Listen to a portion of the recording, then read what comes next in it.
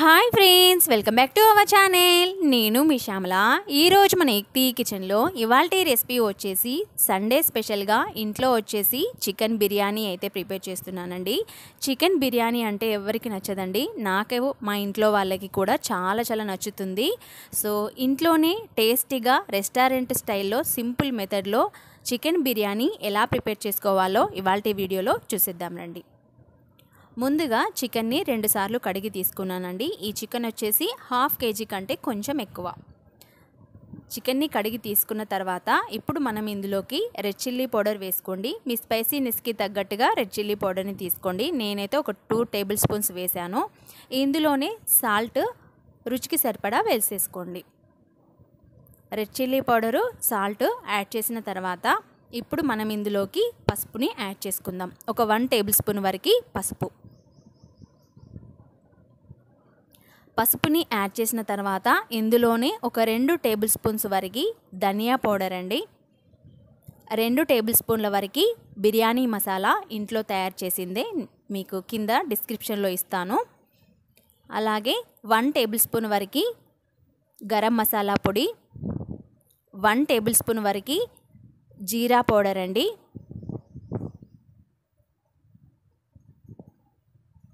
ఒక 1 table spoon వరకు అల్లం వెల్లుల్లి పేస్ట్, 1 నుంచి 1.5 వరకు వేసుకోవచ్చు. ఫ్రెష్ అల్లం తీసుకుంటే మనకి టేస్ట్ అనేది బాగొస్తుంది. ఒక 3 టేబుల్ స్పూన్ల వరకు కర్డ్. ఇలా అన్నీ కూడా యాడ్ చేసేసిన తర్వాత ఇందులోనే ముందుగానే ఫ్రై చేసి పెట్టుకున్న ఆనియన్స్ అండి, బ్రౌన్ ఆనియన్స్ ఒక గుప్పెడైతే వేసేసుకోండి. ఆయిల్ వేసుకోవాలి. ఇప్పుడు మనం కొద్దిగా ఎక్కువనే వేసుకోవాలండి. ఒక 3-4 టేబుల్ స్పూన్స్ వరకు ఆయిల్ని అయితే వేసేసుకోండి. ఈ ప్రాసెస్ అంతా కూడా మనం బిర్యానీ చేసుకునే 1/2 అవర్ ముందే కలిపి పెట్టుకుంటే మన బిర్యానీ టేస్ట్ అనేది చాలా చాలా బాగా వస్తుంది. చూస్తున్నారు కదా, ఈ విధంగా మొత్తం అంతా మనం వేసిన మసాలాలన్నీ కూడా చికెన్కి పట్టేలాగా బాగా కలిపేసుకోండి. చూస్తున్నారు కదా, ఈ విధంగా అన్ని మసాలాలు కూడా చికెన్కి పట్టేలాగా కలిపేసుకోండి. ఇందులోనే ఒక 3 గ్రీన్ చిల్లీస్ ఈ విధంగా కట్ చేసుకొని వేసేసుకోండి. కొద్దిగా పుదీనా మరియు కొత్తిమీర వేసేస్తున్నాను. ఇందులోనే ఒక చెక్క నిమ్మరసం, ఇవన్నీ కూడా వేసేసుకొని మొత్తం అంతా కలిపేసుకొని 1/2 అవర్ పాటు పక్కన పెట్టేసుకోవాలి. ఇలా చక్కగా కలిపేసుకొని ఈ చికెన్ని 1/2 అవర్ పాటు పక్కన పెట్టేసుకొని ఆ తర్వాత స్టవ్ ఆన్ చేసేసుకొని స్టవ్ మీద పెట్టి సిమ్ములో మనం చికెన్ని ఉడికించుకోవాలి. మినిమం ఒక 10 నుంచి 15 నిమిషాల పాటు సిమ్లోనే ఉడికించుకోండి. సో ఆ ప్రాసెస్ అంతా పక్కన జరుగుతూ ఉంటుంది. సో మరొక స్టవ్ మీద కొద్దిగా వాటర్ తీసేసుకొని గిన్నెలోకి అందులోకి మనం కొద్దిగా సాల్ట్ని అయితే యాడ్ చేసుకోవాలి. ఆ తర్వాత హోల్ గరం మసాలా దినుసులు, రైస్ ఉడికించుకోవడానికి వాటర్ అయితే బాయిల్ చేసేస్తున్నానండి. కొద్దిగా అల్లం పేస్ట్ ఒక 1/2 టేబుల్ స్పూన్ వరకు వేసేసుకోండి. ఇందులోనే పుదీనా మరియు కొత్తిమీర కొద్దిగా కట్ చేసుకొని వేసేసుకొని మొత్తం అంతా ఒకసారి కలిపేసుకోండి. 2-3 చుక్కల ఆయిల్ని కూడా వేసేసుకోండి. ఇలా ఒకసారి కలిపేసుకొని మూత పెట్టి మనం వాటర్ని బాగా కలర్ వచ్చేంత వరకు రోలింగ్ బాయిలింగ్ అయితే చేసుకోవాలి. సో నేను ముందుగానే రైస్ని అయితే నానబెట్టేశాను. ఒక 3 గ్లాసుల వరకు అయితే రైస్ని నానబెట్టానండి. నేను ఇక్కడ రైస్ వచ్చేసి బాస్మతి రైస్ అయితే తీసుకున్నాను.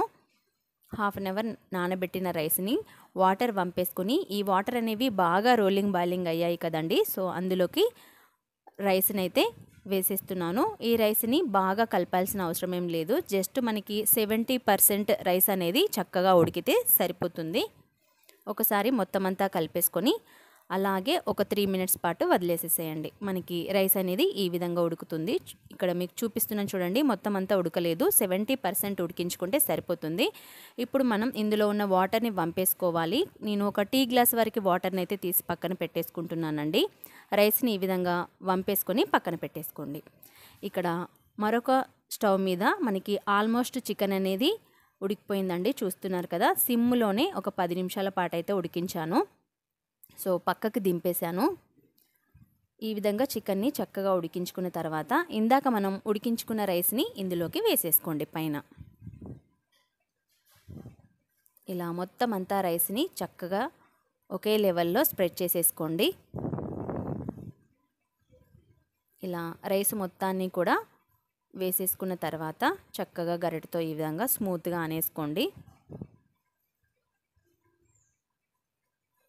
చూస్తున్నారు కదా, ఈ విధంగా రైస్ మొత్తాన్ని కూడా చక్కగా పరుచుకున్న తర్వాత ఇప్పుడు మనం ఇందులోకి పైన గార్నిష్ కోసం సో ముందు టీ గ్లాస్ వరకు వాటర్ తీసుకున్నానని చెప్పాను కదండి, ఆ వాటర్ కూడా వేసేసాను టీ గ్లాస్ వరకు.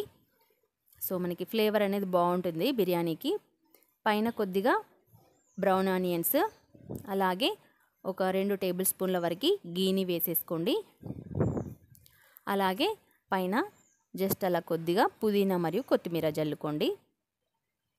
అలాగే వాటర్లో కొద్దిగా పసుపుని కలిపి వేస్తున్నానండి, ఫుడ్ కలర్ వాడకుండా.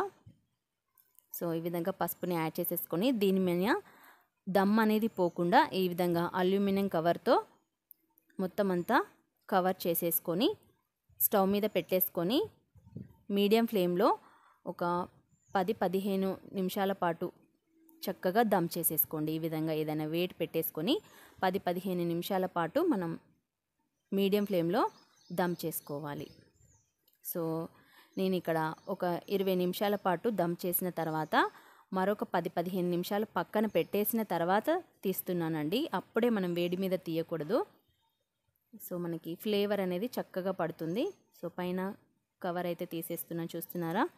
సో మన వేడిగా టేస్టీగా రెస్టారెంట్ స్టైల్లో, హోటల్ స్టైల్లో అదే టేస్ట్తో ఇంట్లోనే ఈజీగా చికెన్ బిర్యానీ అయితే రెడీ అయిపోయిందండి. టేస్ట్ అయితే చాలా బాగుంటుంది. సో రైస్ కూడా పర్ఫెక్ట్గా ఉడికిపోయింది, చూస్తున్నారు కదా. చక్కగా పుల్లలుగా రైస్ కూడా చక్కగా వచ్చేసింది. సో మనకి చికెన్ ఉడుకుతుంది ఉడకదు అనే భయమే ఉండదండి, చక్కగా ఉడికిపోతుంది. అలాగే మనం ముందు కాస్త ఉడికించాం కదా, సో సేమ్ నేను చెప్పిన విధంగా చేసేసుకోండి. రెస్టారెంట్ స్టైల్లో అదే టేస్ట్తో ఇంట్లోనే ఈజీగా చికెన్ బిర్యానీ రెడీ అయిపోయింది. చూస్తున్నారు కదా, ఒక ½ అన్ అవర్ పాటు కష్టపడితే మన టేస్టీ చికెన్ బిర్యానీ అయితే రెడీ అయిపోయిందండి.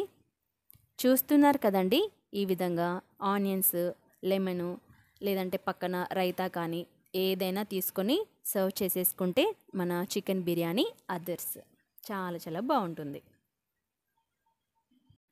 చూసారు కదండి, ఇవాల్టి రెసిపీ మా ఇంట్లో చికెన్ బిర్యానీ అయితే రెడీ చేసేసాను. ఇంట్లో వాళ్ళందరికీ కూడా చాలా నచ్చింది. ముఖ్యంగా పిల్లలకైతే చాలా నచ్చిందండి. సో వాళ్ళు తింటే మనకి కడుపు నిండిపోయినట్టే కదా.